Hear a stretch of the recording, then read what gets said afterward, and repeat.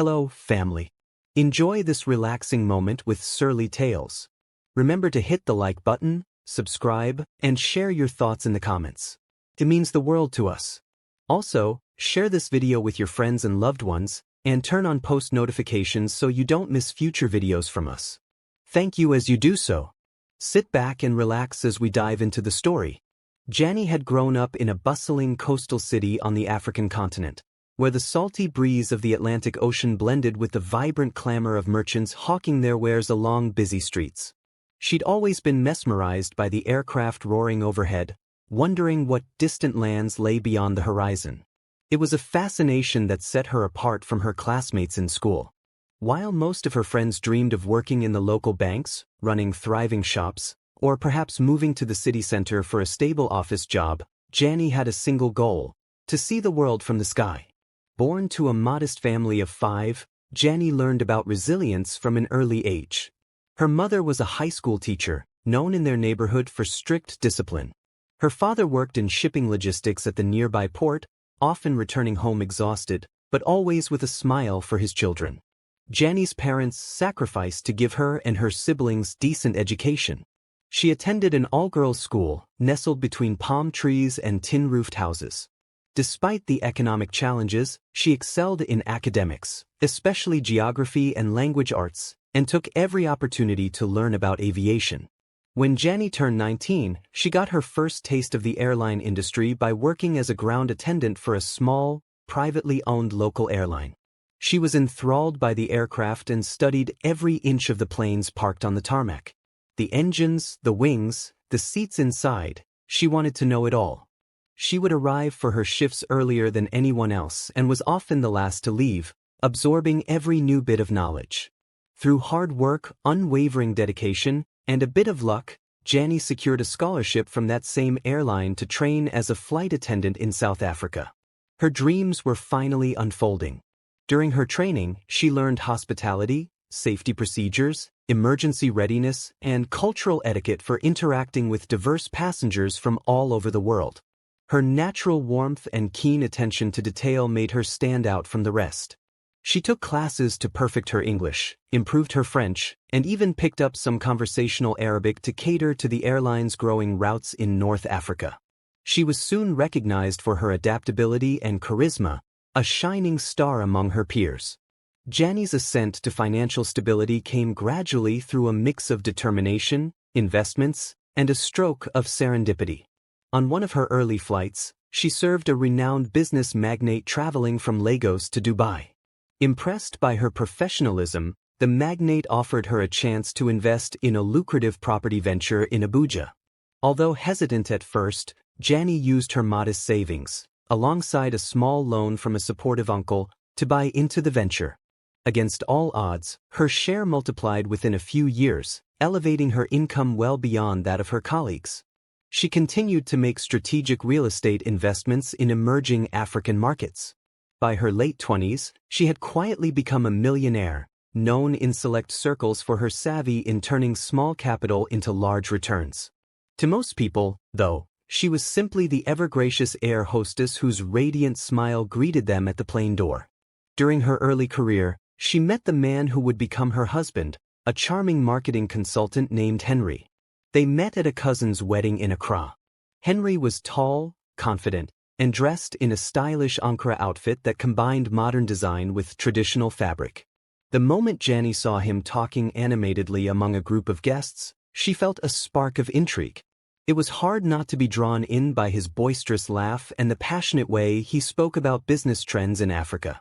They hit it off quickly, exchanging numbers and dreams for the future. Within a year, they were married at a vibrant beach ceremony, the waves crashing in the background, high-life music playing softly, and the setting sun turning the horizon a warm shade of orange. The first few years of marriage were blissful. Henry's marketing consultancy thrived, while Jannie's flight routes became more international.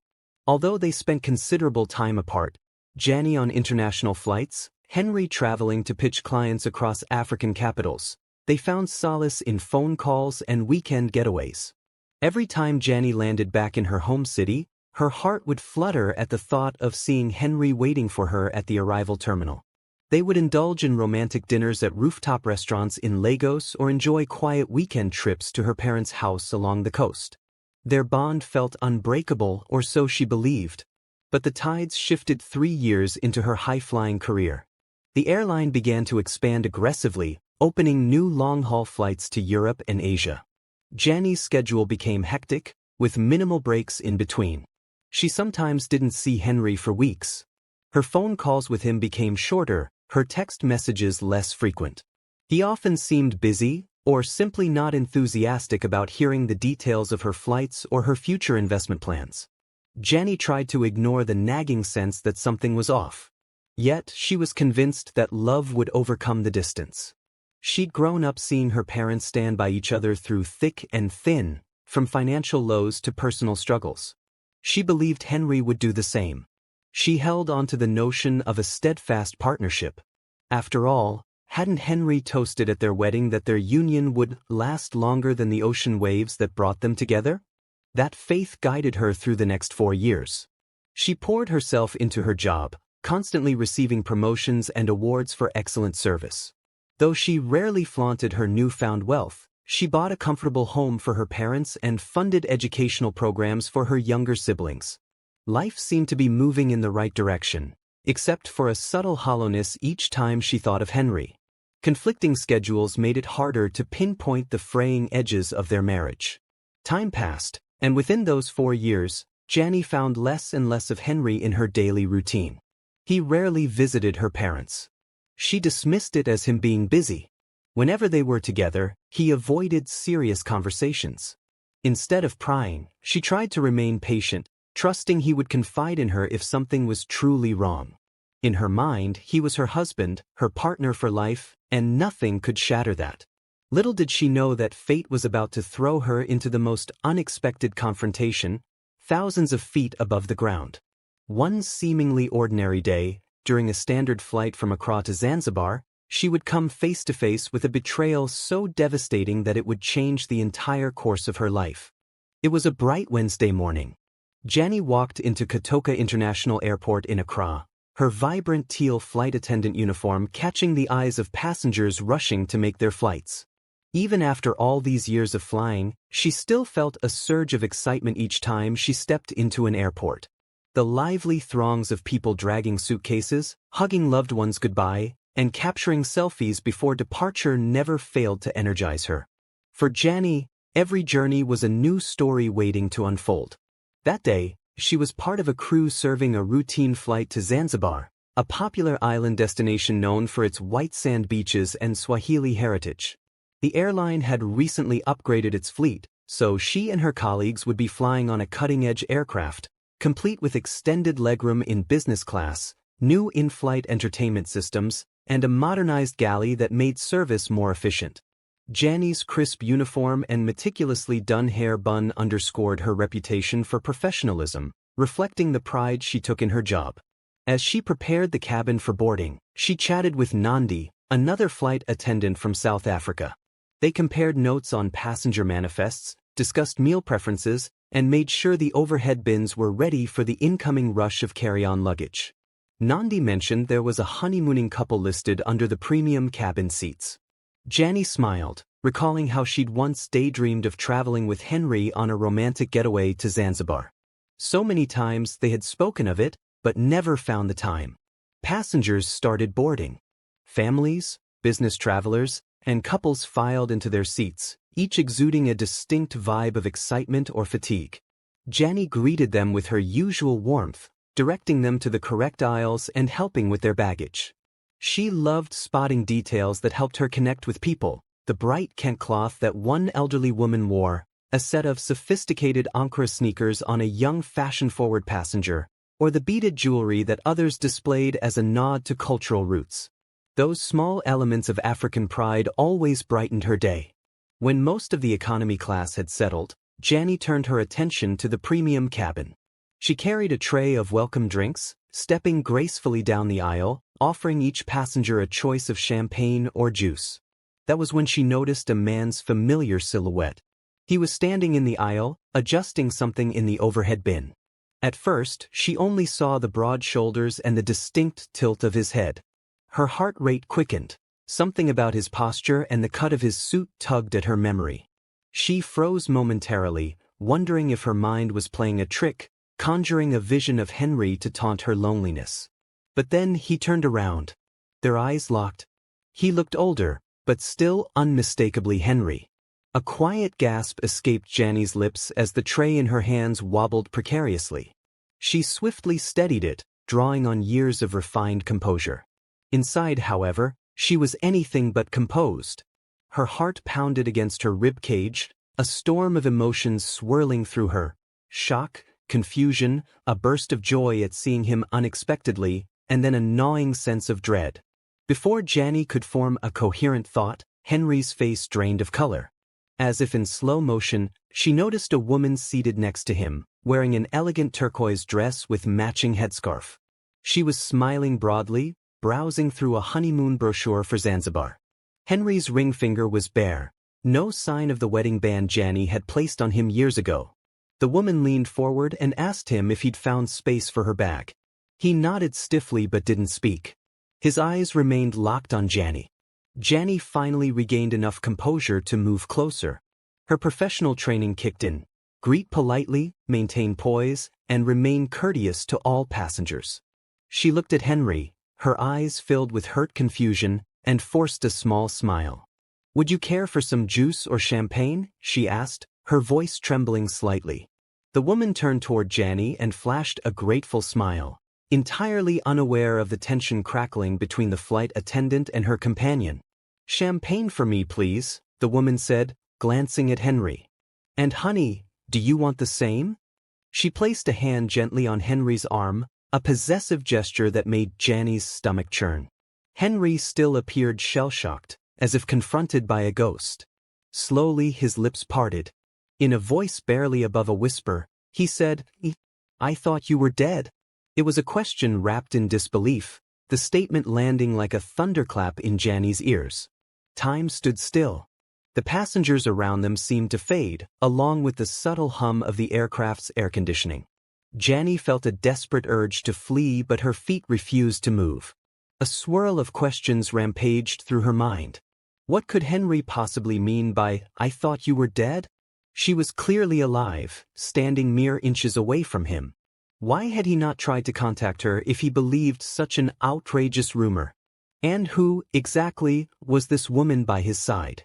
Nandi, who had come up behind Jannie with another tray of drinks, noticed something was wrong.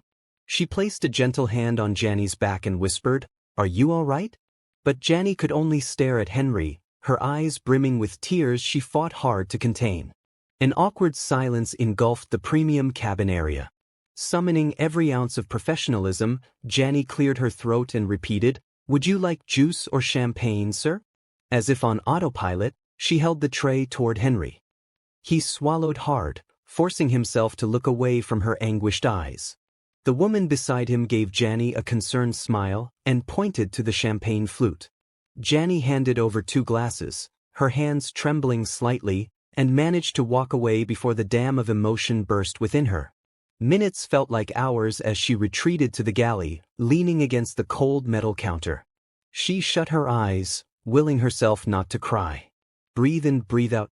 The memory of Henry's words, "I thought you were dead," echoed in her mind, each repetition slicing at her heart. How had it come to this? She had been faithfully working, always believing that she and Henry were simply enduring the trials of a long-distance arrangement. She had dreamt of returning for good one day, surprising him with the fruits of her success. She never imagined that he would betray her, let alone be on a honeymoon flight with another woman. She gripped the edges of the counter as the cabin crew manager strode in, announcing final cabin checks before takeoff. Jannie blinked away tears, forced a neutral expression, and stepped out into the aisle once more. She secured the cabin, checked seatbelts, and ensured tray tables were locked. When she passed by Henry's row, he averted his eyes.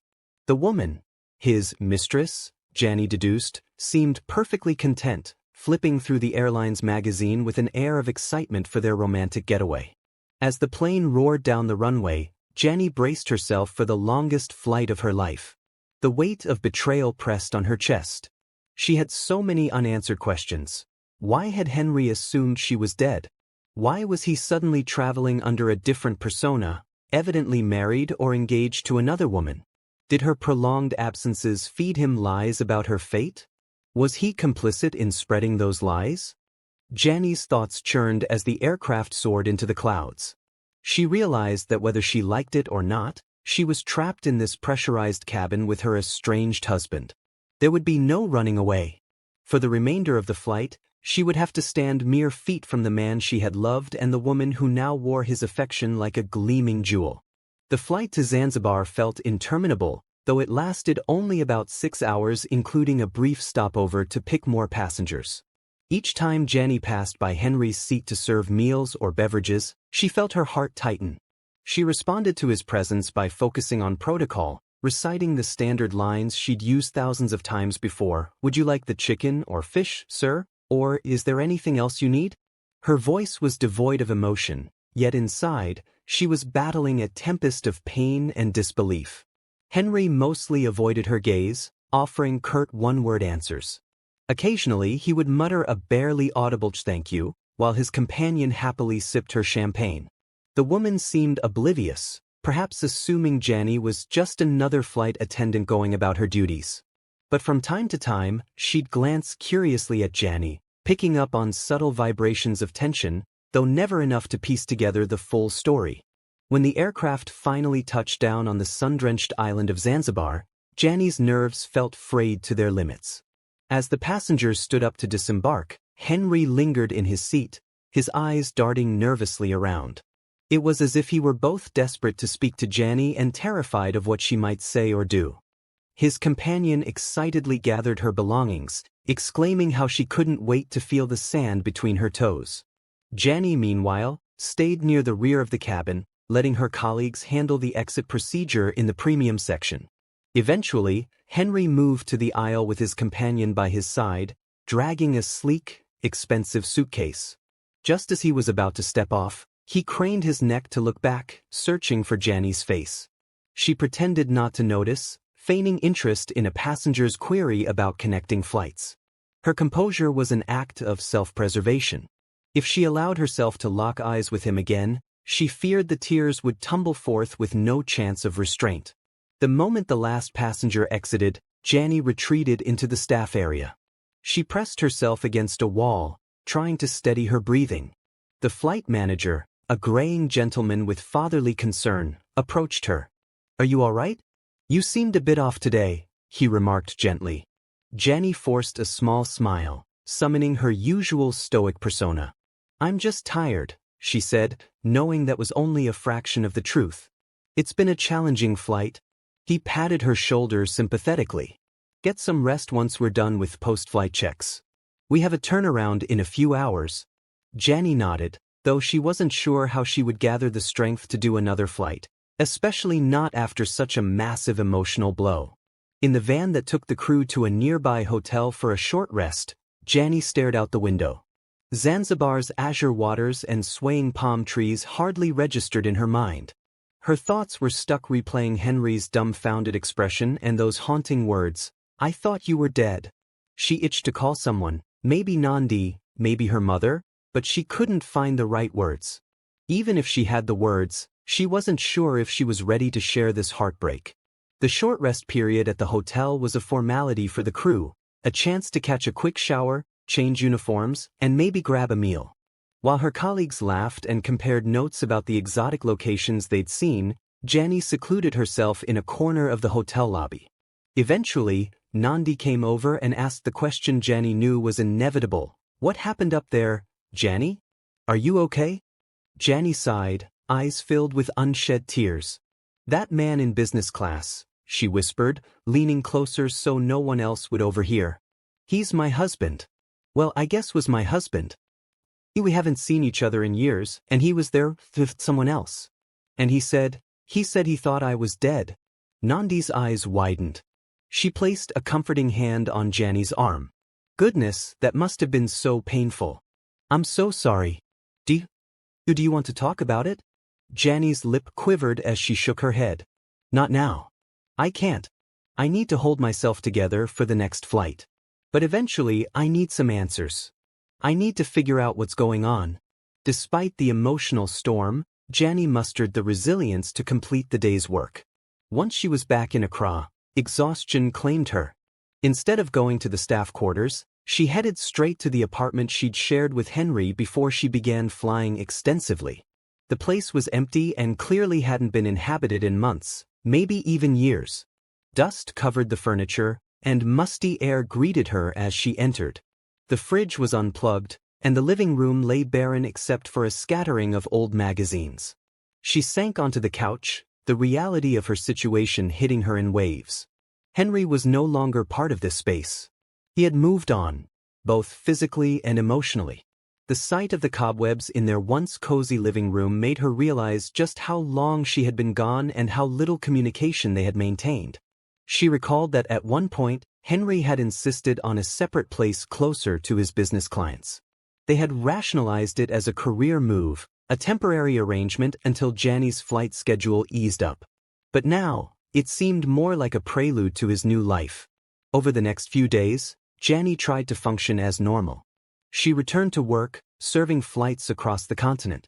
But every time she saw a couple holding hands or a passenger wearing a wedding band, she was reminded of her own heartbreak. The million-dollar investments, the respect she'd gained in her profession, the accolades, none of it could heal the agony she felt. Unable to focus, she decided to do something drastic. One afternoon, she walked into the airline's human resources office and declared she wanted to resign. The HR manager, a woman named Adamma, who had known Jannie since her rookie days, tried to dissuade her. "You have a bright future here, Jannie. You're in line for a management position," Adamma pleaded. But Jannie's mind was set. The memories of that fateful flight haunted her every moment on the job. "I just can't do this anymore," Jannie replied, tears brimming in her eyes. "I need time to figure out my life. My husband is gone. He's apparently remarried or something. I don't even know how to put it. But I can't be in the skies, serving couples going on honeymoons, while my own marriage has died without my knowledge." The resignation papers were processed more swiftly than Jannie expected. As she walked out of the airline's headquarters, she felt an odd combination of relief and despair. Flying had been her dream, her passion. Yet, Henry's betrayal had tainted everything she held dear. She stepped into the bright African sunlight, blinking away tears, determined to find answers and reclaim whatever piece of her heart remained intact. But leaving the airline didn't automatically alleviate her pain. She spent weeks secluded in her parents' home along the coast, staring out at the Atlantic Ocean, trying to piece together the puzzle. Even her mother's attempts to comfort her, cooking her favorite jollof rice and encouraging her to talk, yielded only partial success. Jannie appreciated the warmth of family, but the emptiness inside her felt immeasurable. One night, Jannie mustered the courage to start searching for Henry's trail. She had old phone numbers, old contact details. Perhaps he had told others about her death. She contacted a mutual friend, only to discover that Henry had cut ties with many of his old acquaintances. Another friend mentioned hearing rumors that Henry relocated his business to Senegal. A cousin of Henry's said she heard a story that Jannie was presumed lost in a plane crash overseas, an absurd story that Henry apparently accepted without confirmation. Sinking deeper into confusion, Jannie realized she needed professional help to cope with the psychological turmoil. She booked an appointment with a therapist in the city, someone who specialized in trauma and relationship issues. Over multiple sessions, Jannie poured out her anguish, her sense of betrayal, her lingering love for the man who had deserted her. The therapist encouraged her to channel her pain into a search for closure, to confront Henry if necessary, and ultimately to heal by rediscovering the strong woman she'd always been. The following months became a period of self-imposed exile for Jannie. She stayed in her childhood home, overlooking the rolling waves of the Atlantic. Each morning, she walked barefoot along the shore, letting the cool water lap at her feet. She watched fishing boats head out at dawn and return at dusk, laden with the day's catch. Sometimes, she'd greet the fishermen, her old neighbors, who recognized her from childhood. They'd comment on how she'd grown successful, flying all over the world. She offered a polite smile, burying the weight of her heartbreak behind a facade of calm. In an effort to keep her mind occupied, Jannie took on tasks around the home, repainting the faded walls, redecorating the living area, and even helping her mother set up a small side business selling homemade palm oil. Her mother appreciated the effort but knew her daughter was avoiding the deeper emotional work that needed to happen. Occasionally, Jannie's father would find her sitting under the shade of the mango tree in their compound, staring into the distance. He'd approach and gently pat her shoulder, as if acknowledging her pain without pressing for details. Their silent support was a balm, but it was clear that Jannie was merely existing, not truly living. Slowly, though, therapy began to help. Her therapist guided her through exercises in mindfulness, encouraging her to journal each day. The initial entries in her notebook were full of anger, confusion, and sorrow. She wrote about Henry, the early days of their whirlwind romance, the beautiful wedding on the beach, and how she used to feel safe in his arms. Then she chronicled the heartbreak, seeing him on that plane, his shock at her being alive, and the shame she felt at having her marriage unravel so publicly. She poured out every ounce of hurt onto those pages, tears often smudging the ink. Over time, the words evolved. She began writing about her dreams again, her dream to empower young girls who aspired to work in aviation, her dream to expand her investments to support community development, her dream to open a flight school for underprivileged youth in Africa. The therapist helped her see that the betrayal she faced did not have to define her future. That, yes, she felt blindsided, but she still held her own destiny in her hands. With a spark rekindled, Jannie decided it was time to revisit her career path. Though she had resigned from the airline, she still possessed the skills and passion for aviation that had once propelled her. She reached out to old colleagues, mentors, and even her business contacts. The responses were overwhelmingly positive. Many had heard rumors that she'd left the airline but didn't know why. Some urged her to consider joining different airlines or even starting her own corporate jet services for high-level executives. Yet, Jannie hesitated. She knew she wanted to stay connected to aviation, but the idea of returning to the same routine, being trapped in flights that might again confront her with memories of Henry, filled her with dread. Instead, she decided to do something more entrepreneurial. She had enough investment capital to start a private lounge business at major airports across West Africa, catering to VIP travelers. The idea allowed her to remain grounded yet still feed her passion for the airline industry. She spent weeks researching how to set up such a venture. She traveled, by road and local flights, to Abuja, Lagos, Dakar, Abidjan, and other key cities where she saw potential. She met with airport authorities, secured initial permits, and drafted business proposals. All the while, she maintained her therapy sessions, reminding herself that she was more than the heartbreak she had endured. During one of her business trips, a chance encounter led to an unexpected lifeline. The same magnate who had once advised her on real estate investments in Abuja was eager to collaborate again. He believed in her vision of premium lounges and even offered partial funding. In the flurry of potential deals, Jannie felt an excitement she hadn't felt in months. Every phone call, every email, and every contract negotiation served as a reminder that she possessed undeniable strength and resourcefulness. Despite her renewed focus on business, the ghost of Henry's betrayal still loomed. Nightmares plagued her some evenings, featuring the haunting moment he said, "I thought you were dead." She'd wake up drenched in sweat, feeling that old pang of grief. But therapy and her growing enterprise gave her something to hold on to, hope for a new future, one she was constructing with her own hands. In parallel, she also sought closure. She managed to track Henry's whereabouts through a former colleague who'd recently seen him at a conference in Nairobi. Jannie entertained the idea of confronting him, but the therapist advised that she do so only when she felt mentally prepared. For a while, Jannie vacillated between wanting to confront him with anger and not wanting to see him at all. Ultimately, she concluded that closure might require a conversation, but only when her own life was on stable footing. It was during this phase of self-reinvention that Jannie's mother broached a delicate topic. "My dear, you're young, beautiful, and kind. Don't close your heart to love." Jannie merely shook her head, not ready to imagine letting someone in again.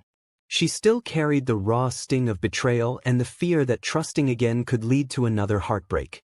A pivotal turn came when a major African airline invited Jannie to a symposium in Johannesburg about passenger experience innovation. Though she was no longer a flight attendant, she was considered an industry stakeholder given her entrepreneurial ventures. Reluctantly, she accepted, figuring it could help her lounge business. The conference halls buzzed with executives, flight attendants, pilots, and aviation entrepreneurs from across the continent. Keynote speakers discussed new technologies, passenger psychology, and sustainable fueling. Jannie felt a blend of excitement and trepidation as she navigated the booths showcasing airline equipment and in-flight catering innovations. The last time she'd been in such an environment, she was the star flight attendant. Now she was here as a guest, an entrepreneur in her own right, forging a path that was both familiar and uncharted. During a break session, she visited one of the expo stands featuring advanced cabin crew training solutions. A demonstration was in progress, virtual reality headsets that trained flight attendants for various in-flight scenarios. Jannie watched, intrigued by the cutting-edge approach. Suddenly, she felt a gentle tap on her shoulder. She turned to see a tall man with a neat, subdued style. His crisp shirt and subtle gold cufflinks revealed a professional polish. "Excuse me," he said, his voice warm yet tentative, "I couldn't help but notice your interest in these VR training modules. Are you in aviation training?" Jannie shook her head softly, explaining her background and current aspirations. The man introduced himself as Kweku, a Ghanaian investor exploring tech solutions for African airlines. They discovered they shared a mutual interest in elevating the aviation experience on the continent. He listened attentively as Jannie spoke of her lounge concept, nodding with encouragement. Over the course of the symposium, they exchanged ideas, contact information, and a series of smiles that hinted at a budding friendship. Though cautious, Jannie felt a certain ease in Kweku's presence. He seemed genuine, neither overly forward nor disconcertingly aloof. As they parted ways on the final day, he said, "I'd love to collaborate or at least keep in touch. Something tells me we could build something significant for African aviation." Jannie nodded, a small smile forming on her lips. She was far from ready for any kind of romantic entanglement, but she welcomed the notion of expanding her network. For the first time since Henry's betrayal, she felt a subtle glimmer that life might hold more than heartbreak. Over the ensuing weeks, Jannie's professional connection with Kweku grew into a comfortable camaraderie. They began by exchanging business proposals over email, analyzing potential airport lounge locations where her new enterprise could thrive. Kweku, with a keen eye for technology and a knack for networking, introduced her to partners who specialized in digital solutions, think advanced booking platforms, membership cards for premium travelers, and even lounge management software. Their correspondence soon moved from purely business to more personal topics. Jannie found herself replying to Kweku's messages late into the night, not only discussing the intricacies of airport regulations but also sharing snippets of her daily life. She discovered that Kweku had grown up in Kumasi, studied in London, and returned to Ghana to be part of the continent's economic renaissance. His accent, she later discovered in phone calls, was a melodious blend of British English and Ghanaian tonality, giving him a warm, inviting aura. On a breezy Saturday, they met in person at a cafe in Accra's upscale airport residential area. The cafe, famous for its Ghanaian-infused pastries and freshly brewed coffee, provided the perfect setting. Jannie arrived first, slightly nervous, fiddling with the handle of her designer handbag. She had chosen a simple but elegant ensemble, a flowing Ankara maxi dress with subtle gold earrings. She realized she was more conscious about her appearance than usual, a fact that made her heart flutter with equal parts anticipation and trepidation. Kweku arrived a few minutes later, a smile stretching across his face as soon as he spotted her. They fell into easy conversation, discussing everything from the challenges of transacting in multiple African currencies to the best spots in Accra for live music. Time slipped by almost unnoticed. After the second cup of coffee, Kweku asked about Jannie's background, her family, her career as an air hostess. The mention of being a flight attendant naturally led to questions about why she had left the skies if she was so passionate about them. Jannie hesitated. Memories of Henry's betrayal and the heartbreak on that plane pressed against her chest. But something about Kweku's kind gaze nudged her to open up. In measured words, she recounted how she had once been married, how the distance and misunderstandings had grown. She glossed over the pain of seeing her husband with another woman, but made it clear that the ending had been messy and deeply hurtful. Kweku listened without interruption, compassion etched in his features. "I'm sorry you went through that," he said quietly. "That kind of betrayal is never easy to handle. But I respect your decision to step away and find healing. It takes courage." She felt a wave of relief in his acceptance, her eyes tearing up at the empathy he offered. For a moment, she wondered if sharing that part of her history might scare him off or burden a budding friendship. Instead, Kweku reached across the table and covered her hand with his own, a gentle act of comfort. It wasn't overbearing, it felt supportive. As the weeks turned into months, their bond deepened. Collaborative business planning sessions were interspersed with social outings, inviting each other to networking events, dinners with mutual friends, even a scenic drive to Cape Coast to see the historic forts. Jannie introduced him to her parents, who received him warmly, remembering how Henry had once entered their lives with a similar charm. Her mother, protective though she was, noted that Kweku seemed more transparent and grounded than Henry had been. Her father, a man of few words, gave Kweku an approving nod over dinner one evening, a subtle sign that he deemed him respectful and sincere. Still, Jannie's emotional scars ran deep. Despite her blossoming feelings, she erected quiet walls to protect her heart. Kweku sensed her caution and never pushed. Instead, he simply made it clear he was there, offering friendship and support unconditionally. On her tougher days, when the memory of Henry's betrayal flashed in her mind, she'd retreat, sometimes canceling plans at the last minute. Kweku would respect her space, sending a text afterward to check on her well-being. The gentleness of his approach helped chip away at her defenses. All the while, Jannie's lounge business gained momentum. With Kweku's help, she secured a major contract with a top-tier airline alliance that spanned multiple African countries. She finalized arrangements to open premium lounges in Lagos, Accra, and Nairobi. Her resilience shone through as she dedicated long hours to ensure that these lounges would be emblematic of African elegance, from decor celebrating local art to menus featuring both continental dishes and local delicacies. She wanted travelers to experience true African hospitality. Media outlets began to pick up on Jannie's story, not the personal heartbreak, but her transformation from flight attendant to successful entrepreneur. She graced a magazine cover highlighting Africa's rising female millionaires who were changing the business landscape. Interviews featured her discussing her vision for modernizing travel experiences across the continent. Yet, behind the confident smiles, she still battled an undercurrent of self-doubt. Could she truly open herself to love again? One evening, after a successful partnership meeting, Jannie found herself walking along a moonlit beach with Kweku. They had attended a conference in Mombasa, Kenya, and decided to unwind by the water. Gentle waves lapped at their bare feet as they strolled side by side, exchanging laughter and reflections on the day's events. Abruptly, Jannie halted in the sand, gazing at Kweku with a mix of vulnerability and determination. "You've been so patient with me," she began, her voice wavering slightly. "I'm still carrying pain from my past. But I'm starting to realize that I want to move forward. I can't let Henry's betrayal define the rest of my life." Kweku looked at her intently, the moonlight catching the warmth in his eyes. "I understand," he said softly. "Healing takes time. I'm here, whatever you decide and however you choose to proceed." Tears glistened at the corners of her eyes, but this time they weren't purely tears of sadness. There was relief, too, a sense of letting go.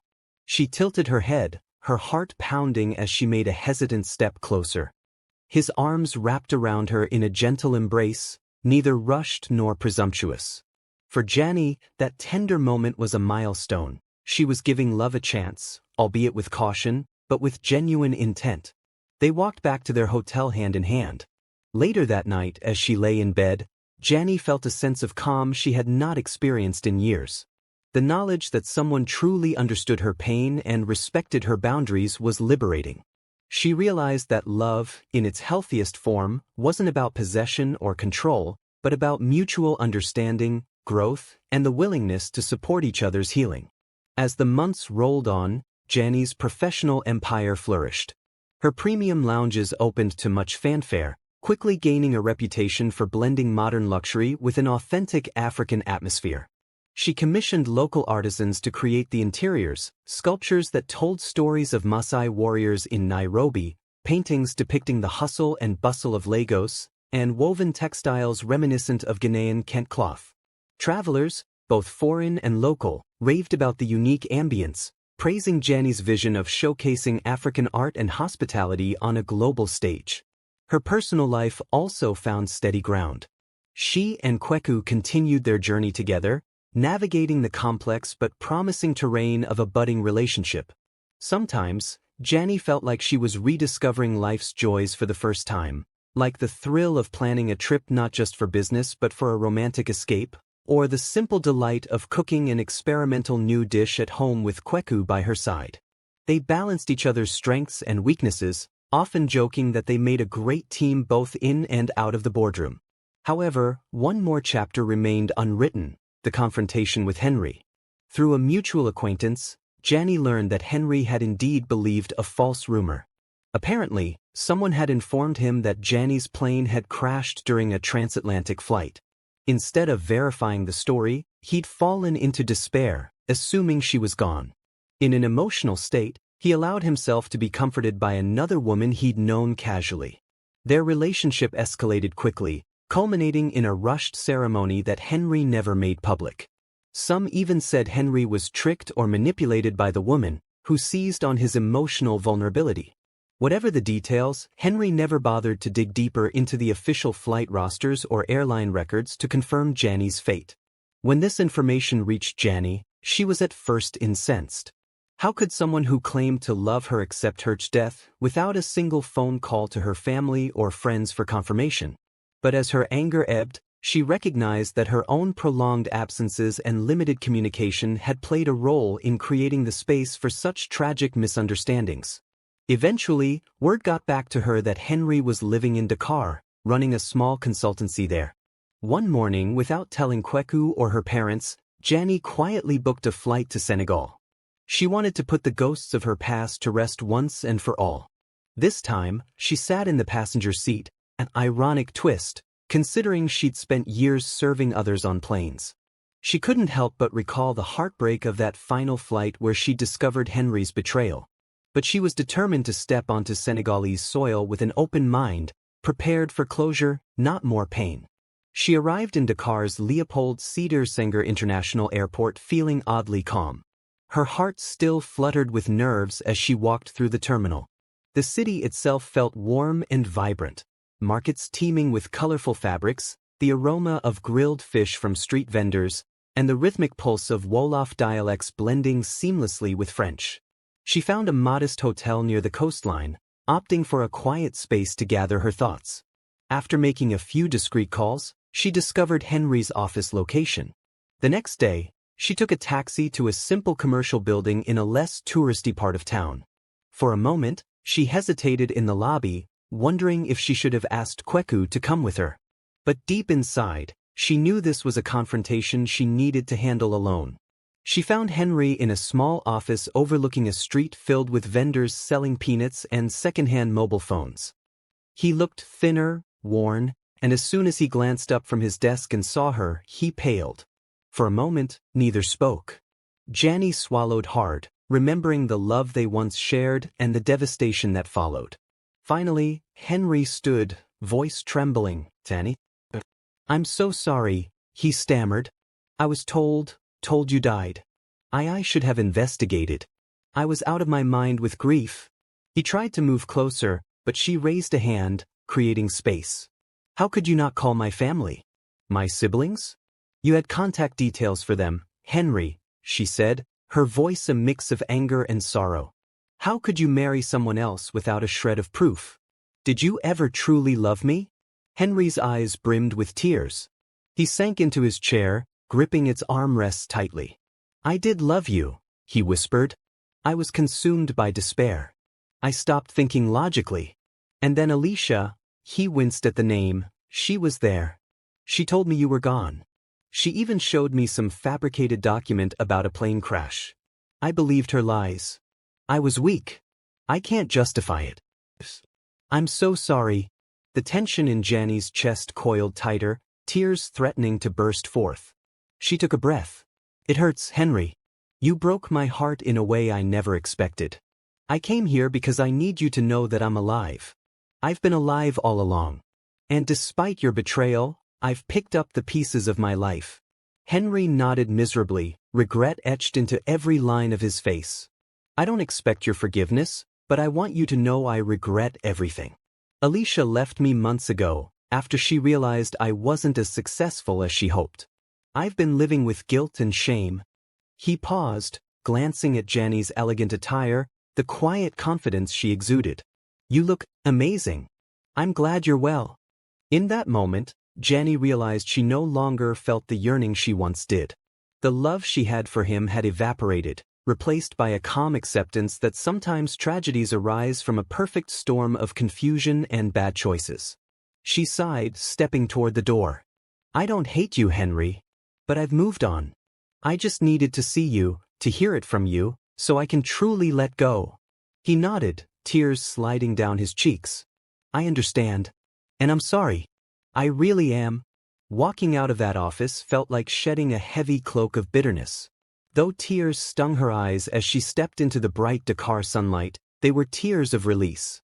She had faced her past and survived. Back in Accra, life moved forward swiftly.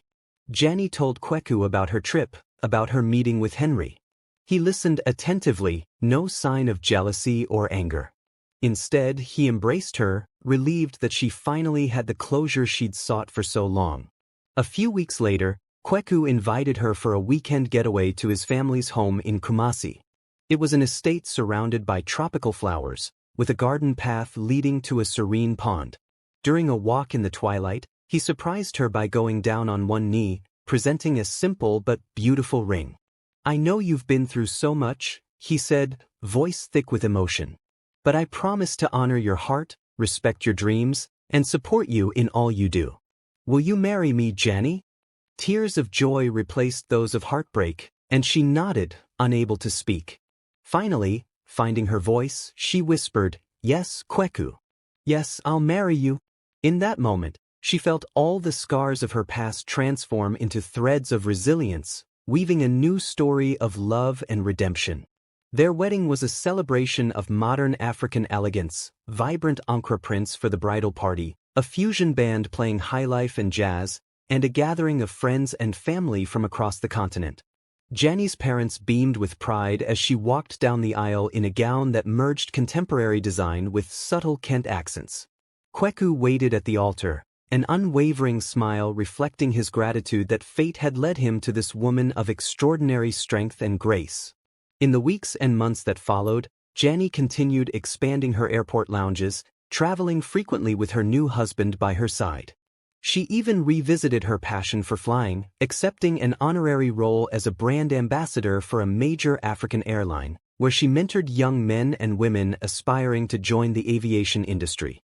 If any passenger ever recognized her from her flight attendant days, they'd see a contented woman, brimming with a newfound sense of peace.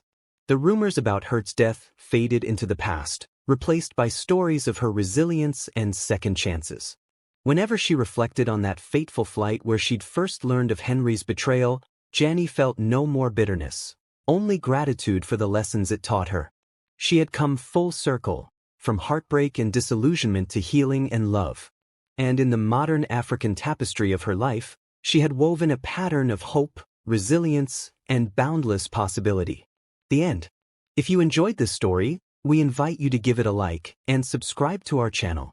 Your support motivates us to keep bringing heartwarming stories almost every day. We are very grateful for your support. See you soon.